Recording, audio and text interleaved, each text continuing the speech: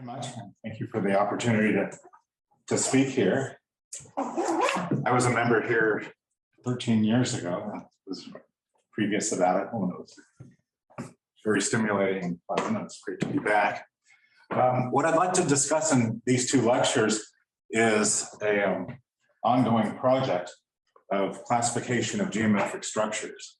And by geometric structures, I mean locally homogeneous geometric structures modeled on a homogeneous space. These lead to the study of representations of fundamental groups in Lie groups, and the spaces are sometimes called character varieties. There are many approaches to studying character varieties, and the approach through differential geometry that got me involved in this is just one of them. Let me describe a little bit about an overview of this lecture and next lecture in some of the algebraic sides, and then go into the geometric origins. So the general context will be to start with a finitely generated group.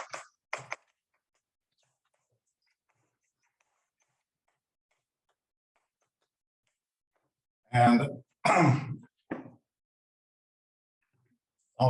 in the case that I'm interested, I'll take G to be a Lie group, and it'll be useful to be an algebraic Lie group. Either real or complex. And then the set of homomorphisms as the natural structure is an algebraic set.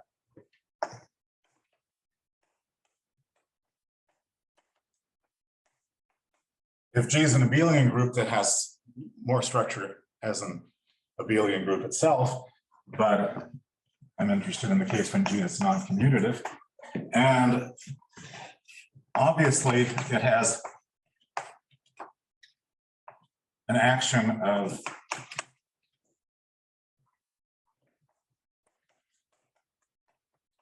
Cartesian product of the automorphism group of pi with the automorphism group of G.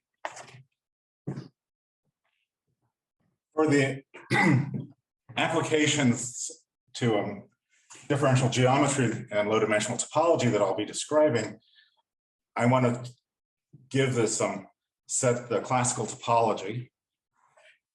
The natural action of the automorphisms is an algebraic action, and I naively want to take just the ordinary quotient space by the subgroup of the inner automorphisms of G. Excuse me? What does that mean? So I'll give this the classical topology. And then I'll just take the subgroup of inner automorphisms inside the full automorphism group of G. So these are the conjugacy classes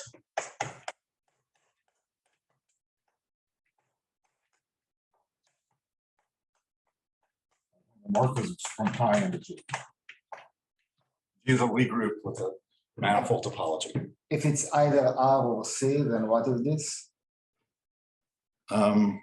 It's just representations. Okay. So since pi is finitely generated, evaluation on a set of generators describes an injective map where you associate to a representation its images on the and generators. And then the defining relations in pi will describe polynomial equations in these matrix entries. And that describes the structure as an algebraic set. And the structure is invariant under the choice of generators. It's interesting to note that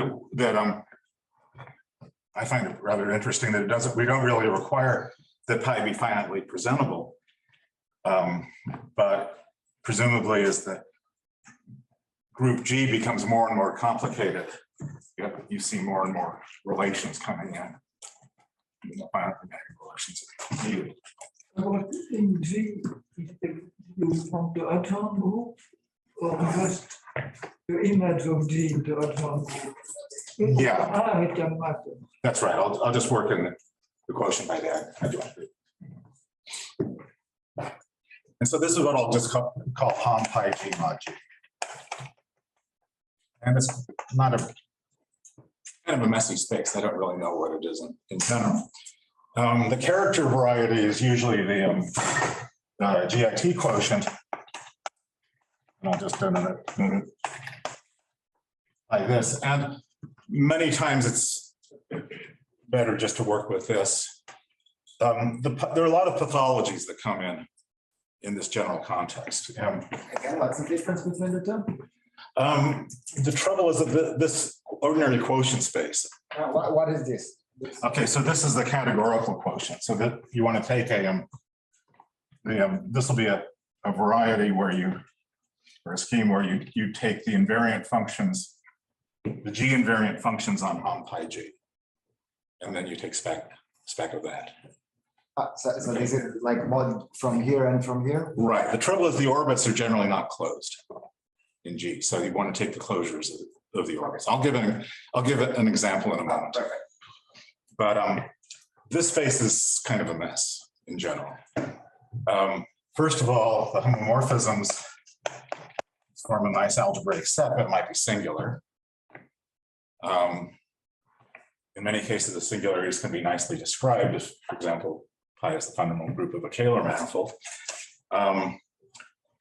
Then the action, although it's algebraic, it might not be a free action, but it might also not be proper. So this space here might not be a Hausdorff space, and pretty much everything that could go wrong does go wrong. But this is a much nicer space. So this is what I think is probably called character variety, and it's a nice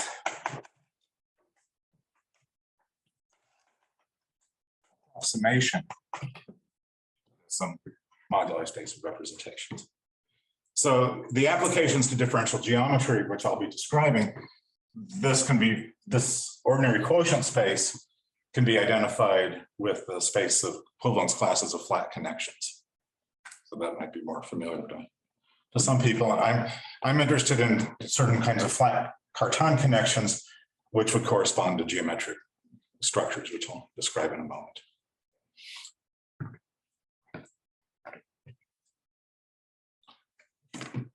Are there any questions about this sort of general structure? So as I promised you an example.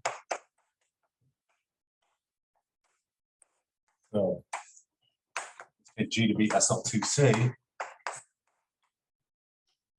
And then we can think that's an exact case of this where pi is just a cyclic group. Then we're going to the space G mod in G is just a set of conjugacy classes in SL2C.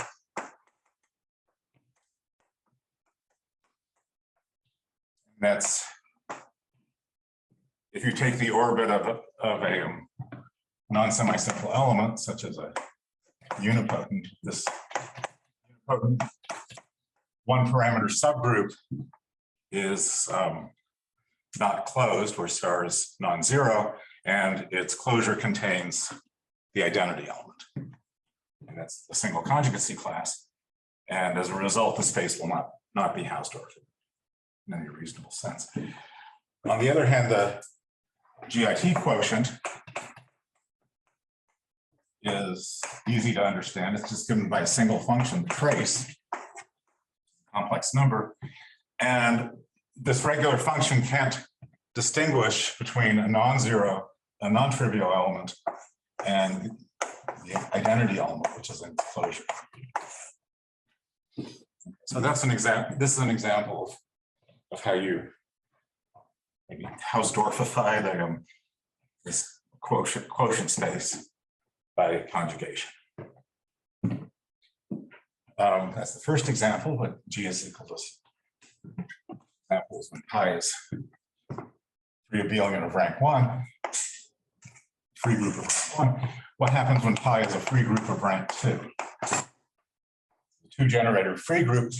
And there's a similar discussion. The set of homomorphisms, since pi is a free group, there are no relations that need to be satisfied. So this is basically just two copies of G. And now we're interested in conjugation, simultaneous conjugation of the pair.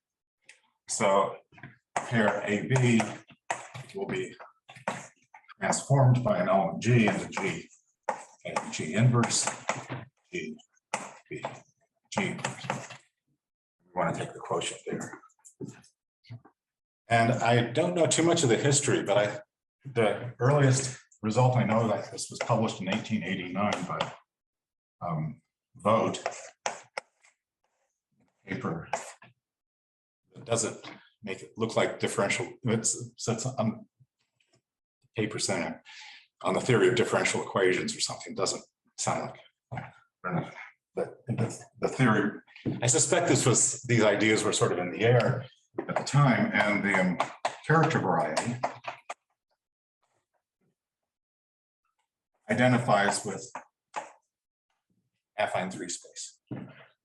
And it's a beautiful construction. If you take a representation rho, then that maps into the trace of the two generators. Still with the trace? That's right. Going from one slash to two slashes. That's right. So another trace. yeah. What I mean here is I'm taking this cruder quotient. So I'm not separating out distinct orbits, but basically if two orbits have the closures intersect, then you can't detect them.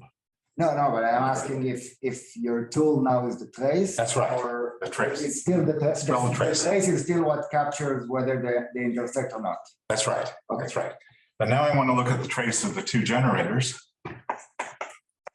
and the generator and the trace of the product. So here I have pi as a pre-group 2, which is freely generated by X and Y. And so Vogt's theorem is that this is an isomorphism. So this is also attributed to Fricka, which I think is later.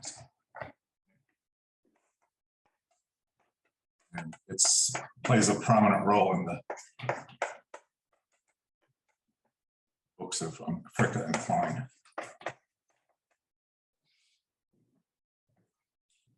So I'll be coming back to this over and over again in this talk and to the applications. Why was it important to Fricka and Klein? This parametrized Fuchsian groups.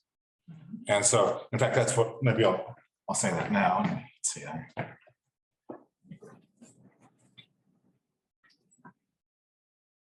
Put this on this board here.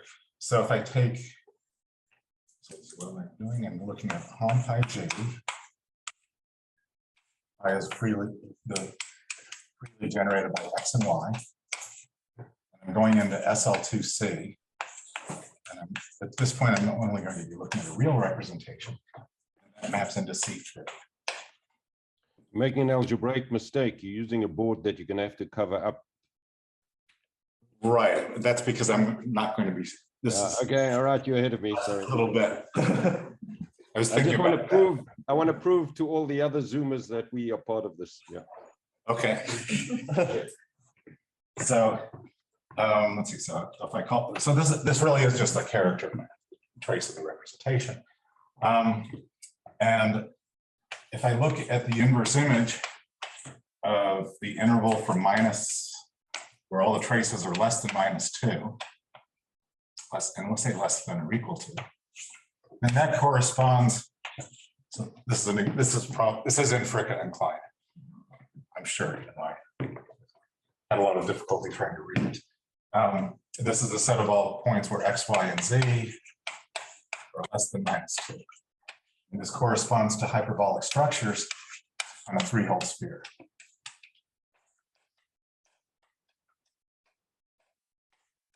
So I'll call that a surface of genus 0 with 3 boundary components.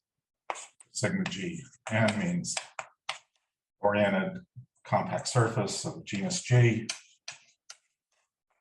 and n holes. So this is a three-hole sphere. What do you mean by the interval in C3? You mean In R3. in, In other words, The cube?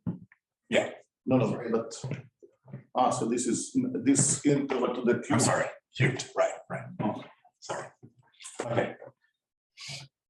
And so I'll be coming back to this example a lot. I might as well start here. And so if I call x will be the trace of x, which is less than or equal to -2, then x and y correspond to boundary components. And think of them as elements of the fundamental group. Choose a yellow base point here. Go around. So if you get an element of the fundamental group, and similarly for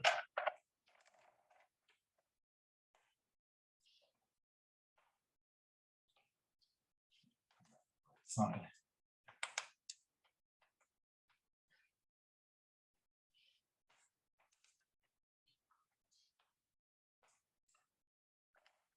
Call this boundary component Z.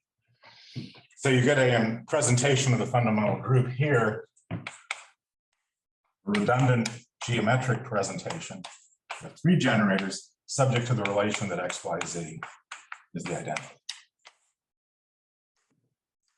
So again, this is just a pair of matrices, x and y, and z is the product, the inverse of the product, and the traces of those 3 elements. Parametrace, this piece of the character line. And the trace is going to be minus twice the hyperbolic cosine of the length of the boundary component x. Call that.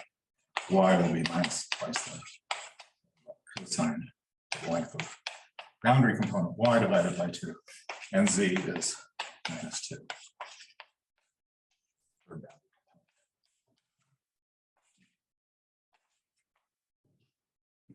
So here's a basic example, hyperbolic structures on a pair of pants, which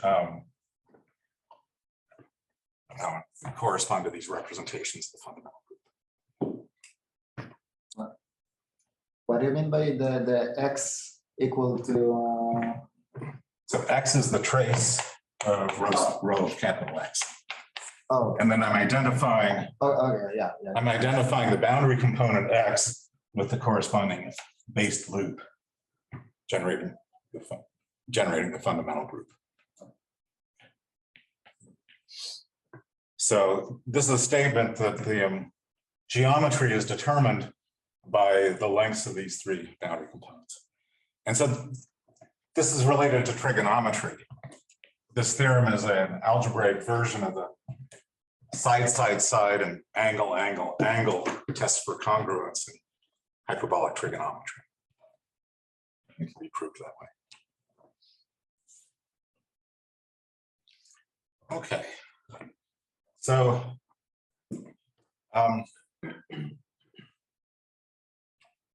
as I mentioned before, I'm interested in the automorphisms. Automorphisms of the fundamental group arise from self-homeomorphisms of the surfaces.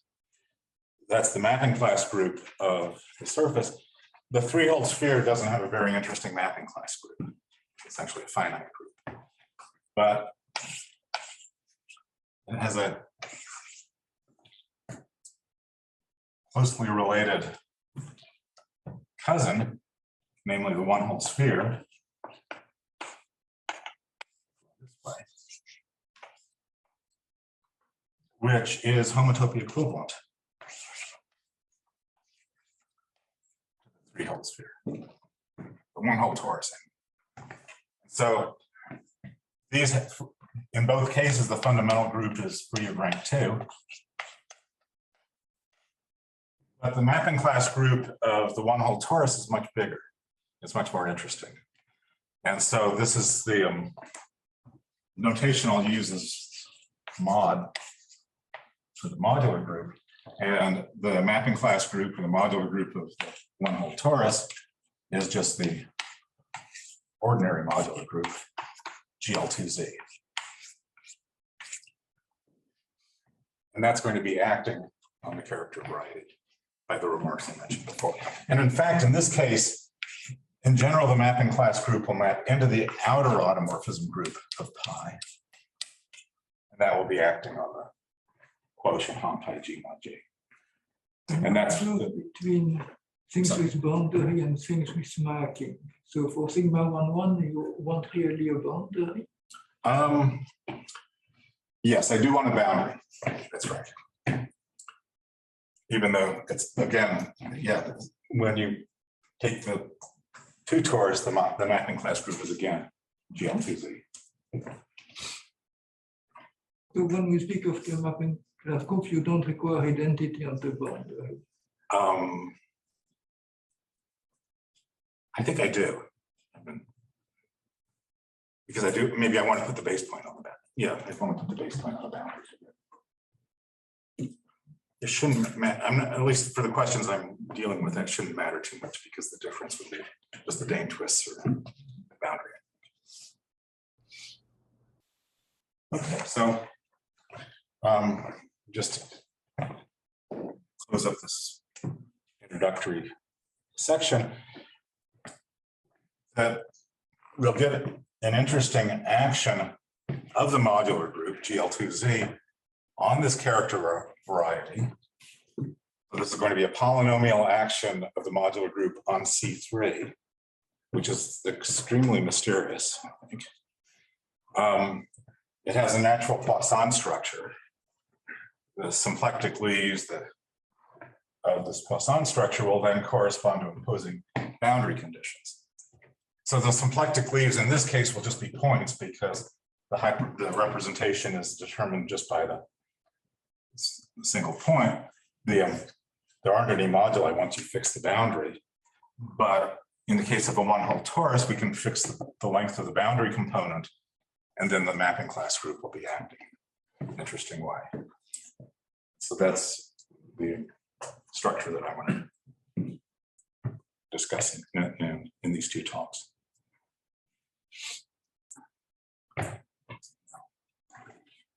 I'll cover this board up. This board again. Okay, so. I mean, I am still wondering about what the boundary is fixed or not.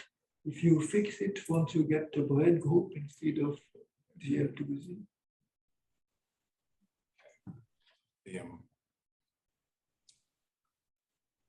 I fix the boundary. Because there is this then twist will be something central. Right, if I fix the boundary. Maybe I just want to fix a point on the boundary. Okay. I mean, Hey, Bill, yes.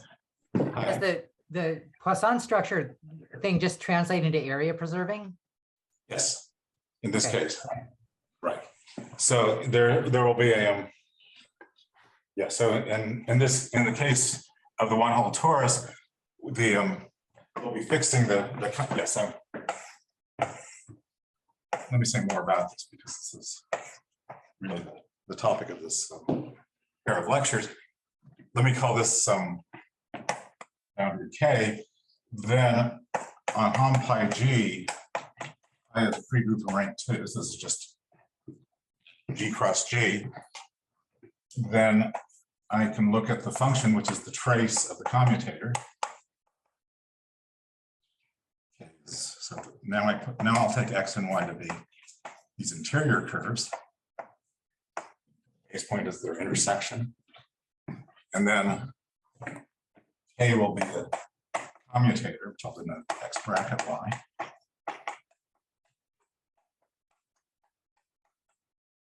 And then the trace of the commutator will be an invariant function. So this will be a function of the trace, the XYZ trace coordinates by the Baues theorem. And then this will be a polynomial function in those, and that's given by this remarkable cubic polynomial.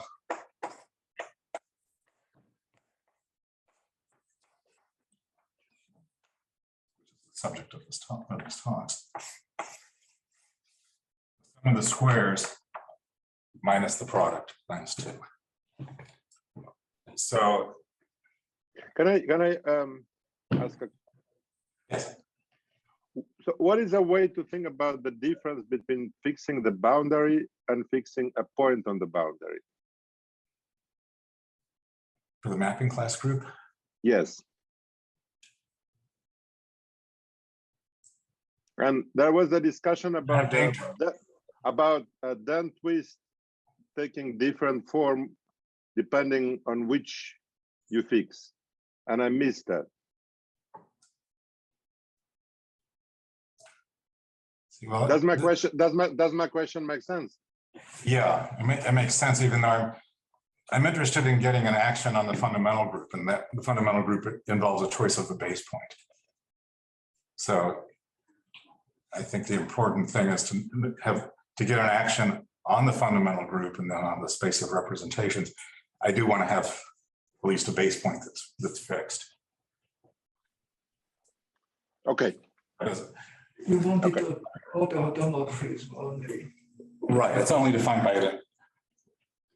Yeah, so I'm interested in getting an outer automorphisms. I think there is a difference. The braid group also acts, and it's slightly different. And there's a nice paper of Magnus explaining the difference in this example. Okay. So, and in the work of Dubrovin and Machoko on the finite orbits of this action, they do discuss the braid group. They don't talk about the mapping class group. So I think there is this difference that that's relevant. Okay.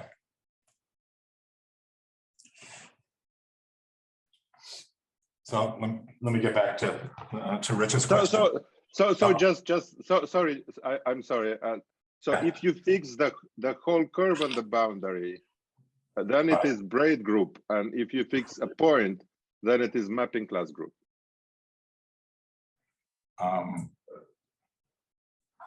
But I'm calling the mapping class group, Okay, sorry.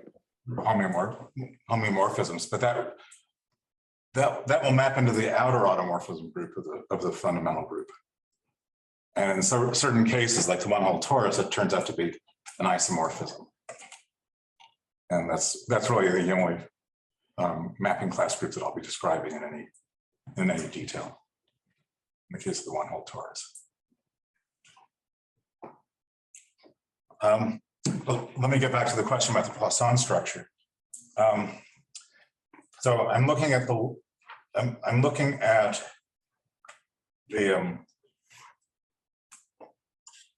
mapping class group of the one-hole torus. Those will fix the boundary up to conjugation, and therefore will fix the trace of the boundary. And the trace is given by this polynomial. So I'm interested in the action of the modular group on this polynomial. And I'll write down formulas later. The leaves of the functions on the space on C3 have a natural Poisson bracket. And that's given by a bivector field, which has a very nice expression. I call this polynomial kappa. Here's an exercise that you can take the Euclidean co-volume element, trivector field, and take the inner product with the differential kappa. It's a one form. That gives you a bivector field, which is easy to write down. That defines an invariant area form on the level sets. And it's with respect to that area form that this mapping will be area preserving. this group will be area preserved. And that will be the measure that I always discuss. And this is a special case of a very general construction when for surface groups of a symplectic structure, when the Lie group G preserves an inner product on its Lie algebra. So this is the Poisson bracket. This actually gives the Poisson bracket. That's right. That's right. Now I'm confused in real and complex. Do you first get a complex?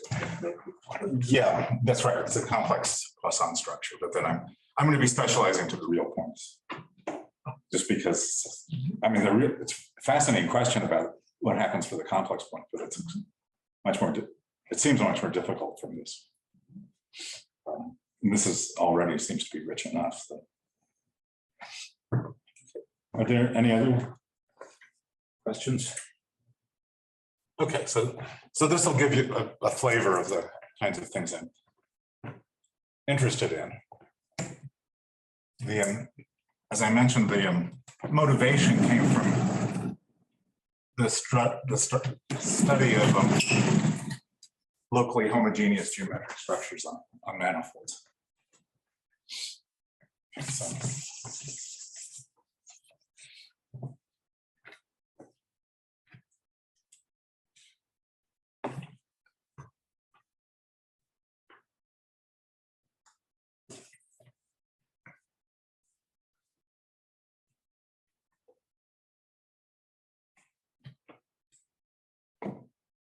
Okay. So what happens if G is a periodic Lie group?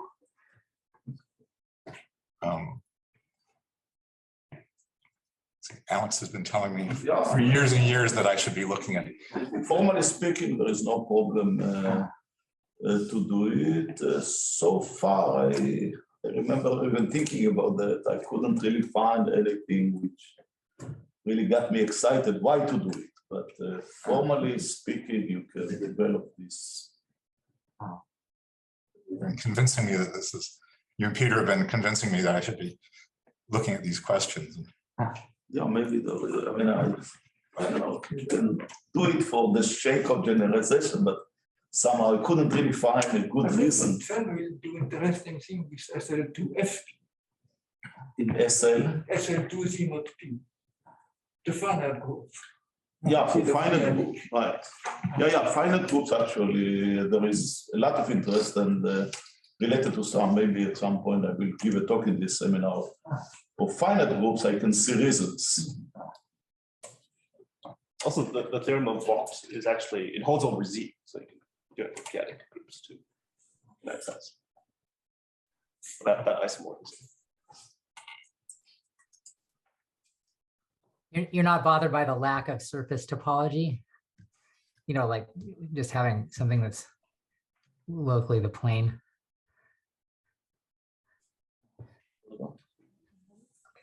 He's asking what's the geometry?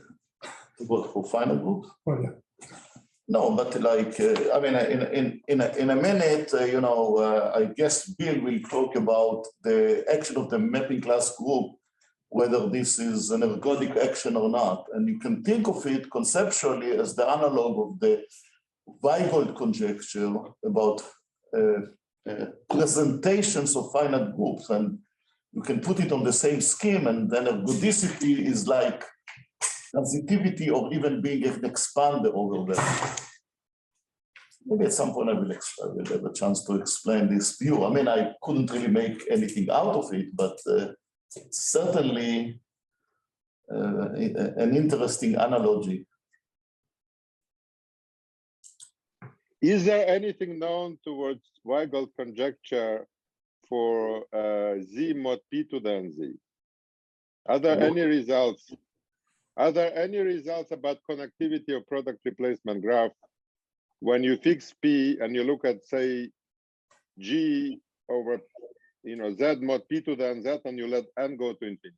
Oh, sure. No, for billion groups, everything is. No, not a billion, say. Can I make a suggestion? This is Goldman's talk, and that topic is going to be what we'll discuss in future seminars in great depth. Yeah. Okay, we'll come back to that. Okay. Stay tuned. Not today. Okay, fine. So Okay, so now I'd like to discuss the classification of geometric structures. So I think this really goes back to Riemann. Well, Riemann in the paper in 1936 called locally homogeneous structures.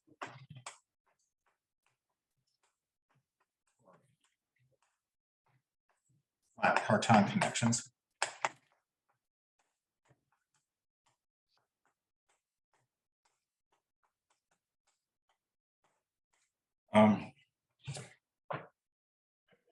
The general question of classification is if you fix a topology,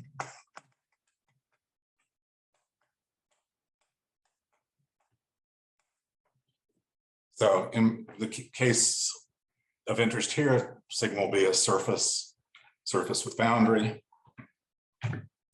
3 manifold, maybe. And then I have a homogeneous space, which is fine geometry. So this is in the spirit of the Erlangen program of 1872, I believe, where the proliferation of different kinds of classical geometries was subsumed in Lie theory. So this was Klein's ideas were heavily influenced by Sophus Lie, and a geometry is a study of objects on a space that has a transitive Lie group action. So X is going to be a homogeneous space, coset space of the Lie group by a closed set. Okay, and the case that I want to discuss in some generality, some detail, is the most familiar case when X is Euclidean space, Euclidean geometry, and G is its group of isometries. Another case that's interesting is where you relax the Euclidean geometry to ignore metric notions such as distance and angle and just concentrate on parallelism. And that would be another geometry where G is the group of affine transformations. So these are compositions of linear maps and translations. If the linear map is assumed to be orthogonal, and this is just exactly the Euclidean isometry, a rigid motion. Okay, so these are two examples of Riemann structures. So I want to look at, so Riemann suggested looking at model sigma on X with coordinate changes that are locally in G. In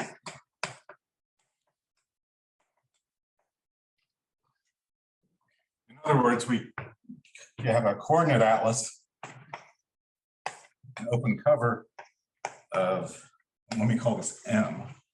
So I want to think of sigma as the topology, and then I want to give it some geometry. So I'll give it a different name, and that'll be M. That's the space that has geometry. So I have an open cover U alpha of M by patches, charts, which are homeomorphisms, or convenient just to work in smooth category. So U alpha going into X. And so these coordinate charts will impart the geometry of X back into U alpha. Okay, so I have all these local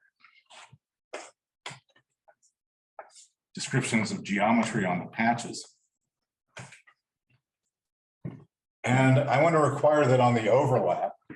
So I take a connected component inside the intersection of U alpha and U beta.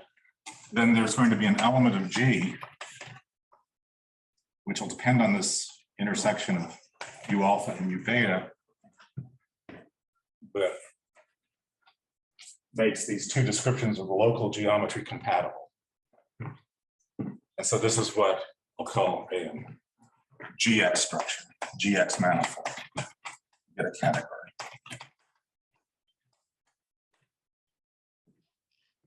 So the idea will be to classify all the different GX manifolds that are homomorphic to sigma. So I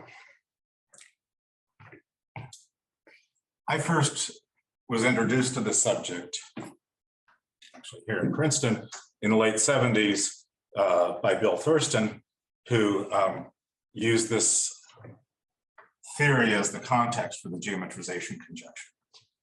So the eight geometries that he proposed and Perelman proved that uniformize three manifolds are all cases of this. But they're very special cases in the sense that they're Riemannian. So that in that case, the isotropy group H is compact. I'll be interested in more general cases like the affine group, where there isn't an invariant Riemannian metric. And this leads to a very interesting study. So for example, But invariant Riemannian metric is the analog of flat. no, the invariant Riemannian metric is the consequence of the compactness of the isotropy group. So the most, say, important in Thurston's geometries is hyperbolic geometry. So X is hyperbolic free space, and G will be its group of isometries, which is essentially SL2C, we were talking about earlier.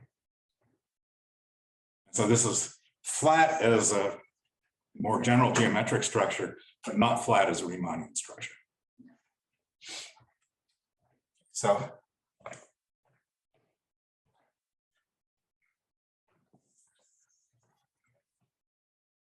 when I'm asked what I do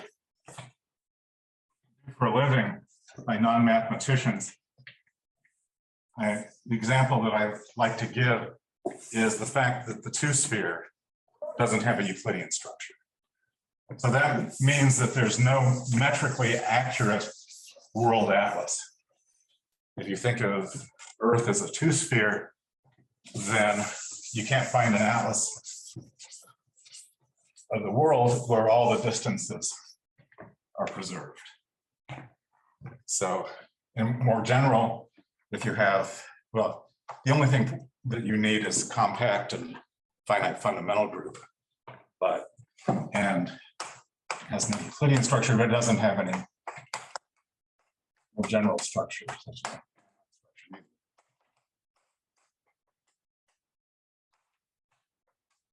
or a hyperbolic structure.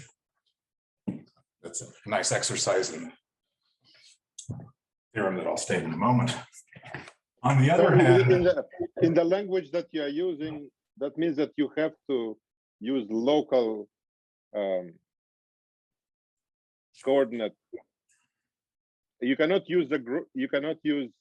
I'm just trying to put this example that you just gave in the context that you described, the general one, because you have this local maps. right. What you just said means that you cannot avoid. Right. So a little bit. There are lots of ways of proving this. For example, you can use the Gauss-Bonnet theorem. It falls out, at least in dimension 2. But it's really a more general fact. And let me just say what happens. You basically using analytic continuation properties, you can build up, starting with one coordinate patch, a developing map, which goes into the model space. So you start with one coordinate charge on one patch, and then on a neighboring patch, there's a unique way of extending that patch, that chart, to the union under certain conditions. So this is where you need to be very careful to work on connected components, because it may be that on different components you need to have a different transformation in G. It's a property of the pseudo group that's used to build this, but this builds a map which is a local homeomorphism. And the deck transformations of the universal covering space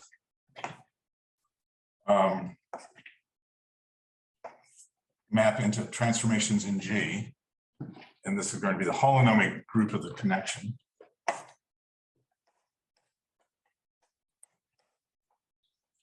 To see that, to prove this assertion here, this maps a local homeomorphism. So if the fundamental group of M is fine, so if M is closed, suppose M is compact, empty boundary, and suppose that the fundamental group of M is finite, and suppose that X is non-compact.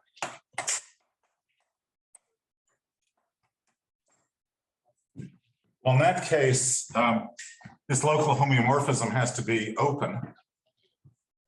And I guess I want to say connected. And so the universal cover of M is going to be compact if the fundamental group is finite. And then this is an open map into X. But it's continuous, so the image is also compact. Is Pi1M finite or finitely generated? Finite. Yes, so it's definitely not true. It was finitely generated. So a good example is the circle. The circle does have a Euclidean structure. Okay, but the fundamental group is infinite. And so that's a good example in other ways too, because they're the usual simplest covering for the atlas might be something like this.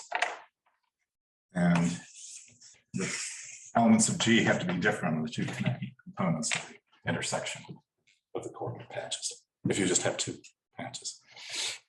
So this is a proof that sort of a maximum principle that for the developing map, using the fact that the local coordinate charts are local homeomorphisms.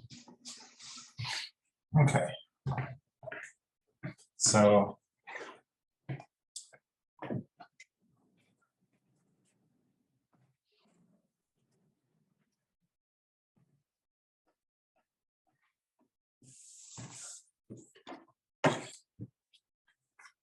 okay, so what's an example of a compact manifold with a Euclidean structure?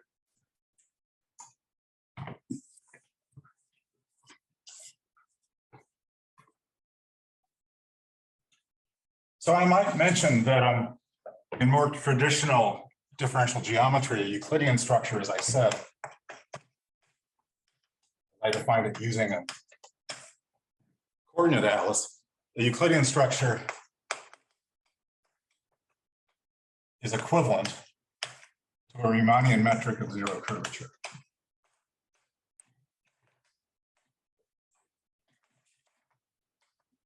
Flat Riemannian metric. And this is a nice exercise in elementary differential geometry. In the same spirit, an affine structure, a little bit somewhat more exotic, but it has it's the same as an affine connection or a connection on the tangent bundle. Connection is just a very general notion of parallelism. So it's a connection with zero curvature, so it's flat, and zero torsion.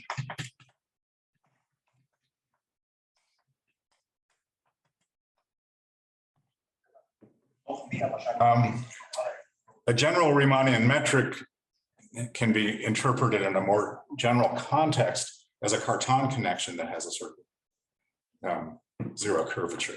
So that's the more, but I'm only going to be considering these flat Cartan connections. So these are described by this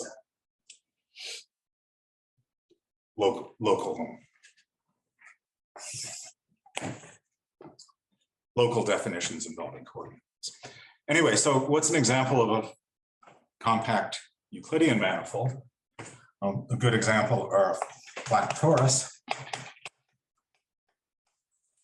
M torus, which is going to be a quotient of Euclidean space by a lattice.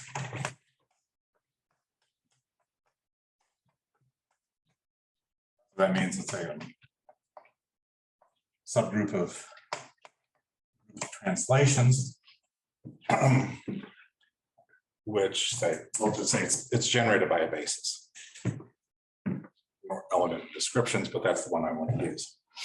Okay, so the torus has lots of Euclidean structures, and the classification is to find a moduli space. So every Euclidean flat torus should correspond to a point in the moduli space. And so the moduli space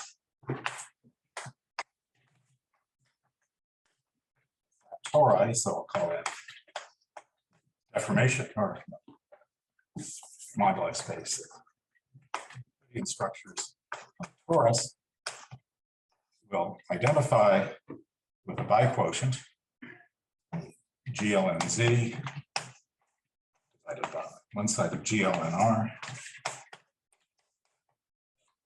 by the orthogonal group ON. So that's the space.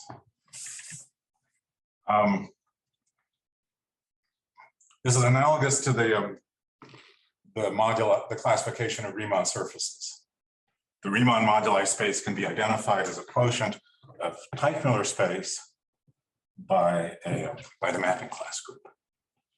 But that's not complex. But it's important to note that the complex structures are not special cases of error response structures.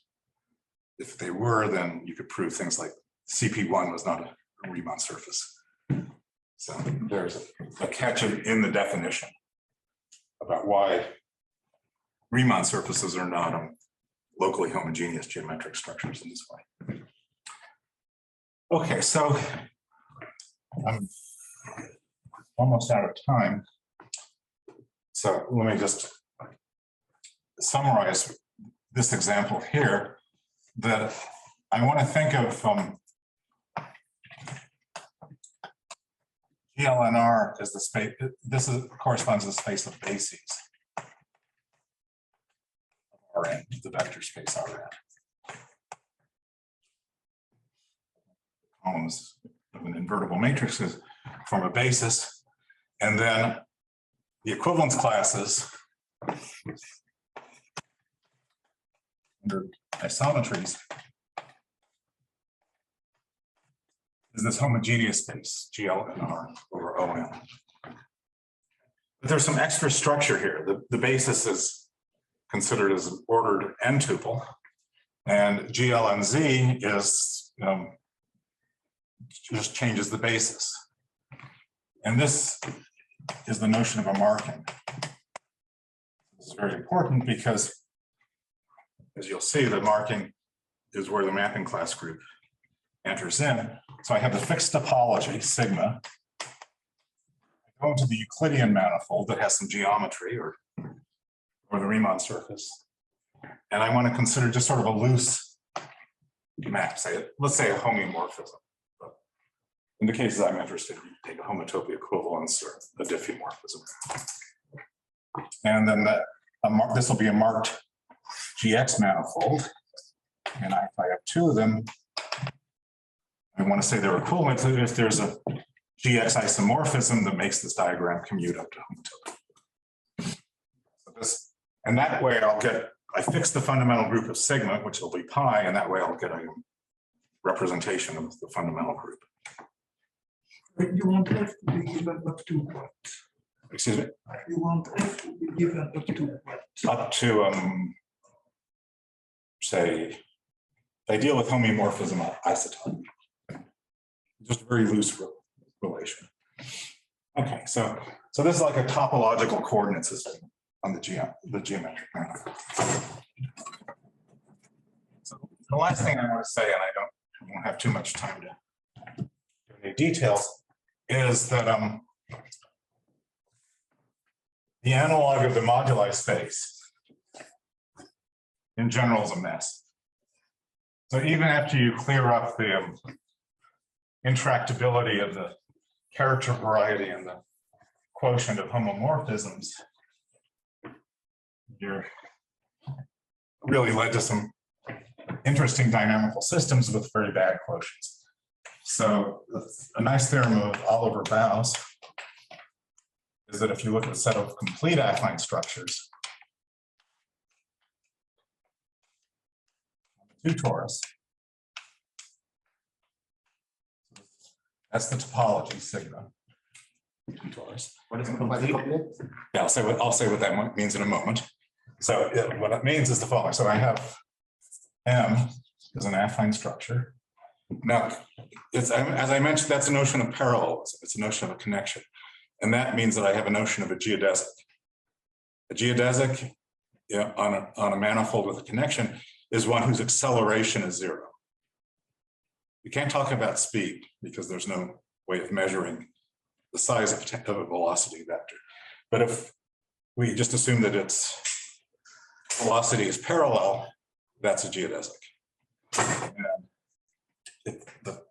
There's simple examples that even if the manifold is compact, the geodesics might stop after finite time. So we want to assume geodesic completeness. In that case, M can be realized as Rn mod gamma, where gamma is a group of affine transformations. And this is a very interesting question about how to try to classify them. It's basically not now understood in dimension 3. But in dimension 2, the set of complete affine structures by Baues is homeomorphic to the plane R2. And this is up to affine equivalence. So all the different lattices that correspond to different Euclidean structures are all identified in the quotient. That corresponds to the origin, and that's a fixed point. The other ones are, I can give a description if anyone's interested, but out of time. They're parametrized by the plane. Now, the markings, topological coordinate system on M, labeling of the fundamental group, those are permuted by mapping classes. So if you unwind the definition of a marking up there, then you can also think of it as the mapping class group acting. So that's acting simply transitively on the markings. So you have a GL2Z action, and the mapping class group of the now it's the torus, function torus, but again, that's the ordinary modular group, GL2Z. But the action is not like the action on the upper half plane by linear fractional transformations, but it's the linear action. It's the standard linear action of GL2Z. Of course, those have to preserve the subclass of Euclidean structures, and that's the origin. So that's the global fixed point. So that's not so surprising. So what does the moduli space look like? The moduli space of complete affine structures would be R2 modulo this action. That's a really intractable space. It's a non-Hausdorff quotient. The action of GL2Z on R2 is area preserving. What do the rational points correspond to? Good question. They would correspond to ones that have closed geodesics, I think. Yeah, it's actually pretty interesting. Maybe at the beginning of next lecture, draw the pictures of what these things look like. But I just want to emphasize that the action of GL2Z on R2, although it's really simple to describe, it's area preserving.